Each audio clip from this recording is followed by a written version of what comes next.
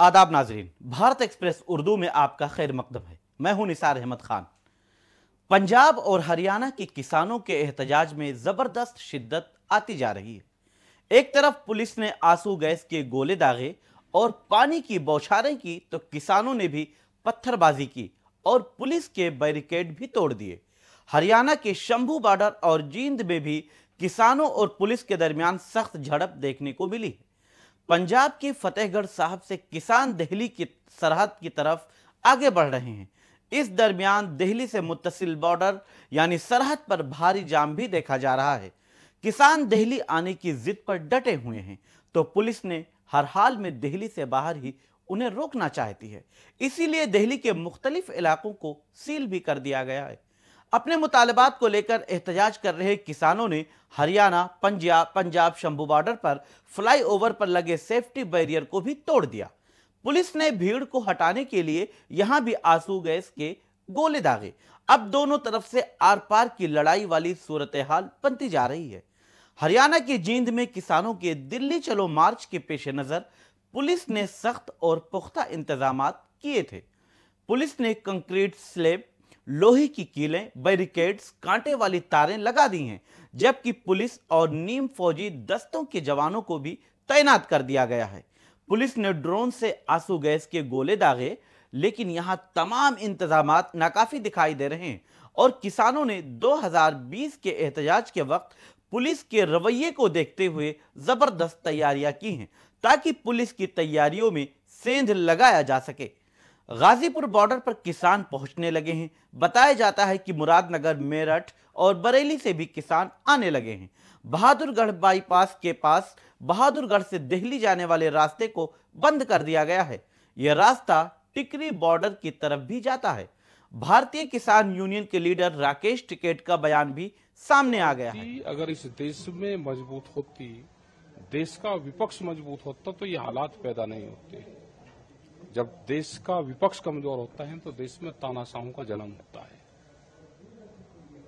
सब political party एक है, सत्ता वाले भी और विपक्ष वाले भी। ये अपनी सरकार बचाएं, उसके लिए आंदोलन करें, उसके लिए जेल जाए, नहीं तो सब खत्म होंगे।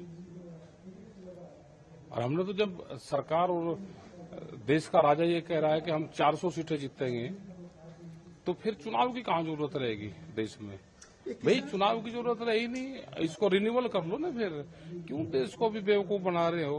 भाई एक पॉलिसी ले आओ कि इमरजेंसी में रिन्यूअल का भी पॉलिसी आ सकती है। कोर्ट में रिटायल करो, वहां से एक ऑर्डर ले लो कि चुनाव की जरूरत ही नहीं है। जब वे जीत ही रहे, वे घोषणा कर ही रहे हैं, तो रिन्यूअल की एक पॉलिसी ले आओ, अमेंडमेंट एक हाउस में ले आओ कि जरूरत पड़ने पे अमेंड। किसानों के आंदोलन को देखते हुए दिल्ली में लाल किला पर इजाफी फोर्स को भी तैनात किया गया है।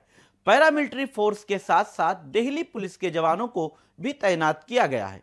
दिल्ली पुलिस ने भी किसानों के एहतजाज को देखते हुए ट्रैफिक एडवाइजरी जारी करते हुए कहा है कि जो लोग दिल्ली से गाजियाबाद, इंदिरापुरम, नोएडा सेक्टर 62, सिद्धार्थ विहार क्रॉसिंग की तरफ जाना चाहते हैं, वो यूपी गेट से NH9 होकर सीधे निकल सकते हैं।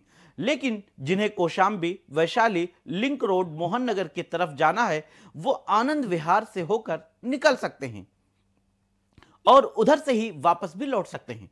दिल्ली पुलिस ने NH9 की सर्विस लेन बैरिकेड लगाकर बंद कर दी है, लेकिन NH9 और दिल्ली मेरठ एक्सप्रेसवे खुला हुआ है। यूपी से दिल्ली में आने वाले लोगों को ट्रैफिक जाम में सख्त परेशानी का सामना करना पड़ रहा है।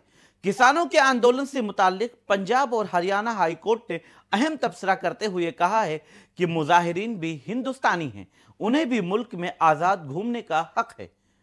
रियासती हुकूमतें ऐसी जगहों की निशानदही करें जहां ये लोग एहतजाज कर सकें। हाई कोर्ट ने हुकूमत से पूछा है कि आप परेशान क्यों हैं?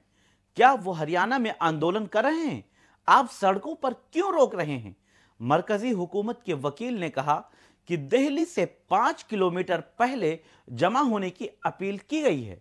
उन्होंने हथियारों के साथ ट्रैक्टरों में तकनीकी तब्दीलियां की हैं, इसलिए हम लॉ एंड ऑर्डर बनाए रखना चाहते हैं।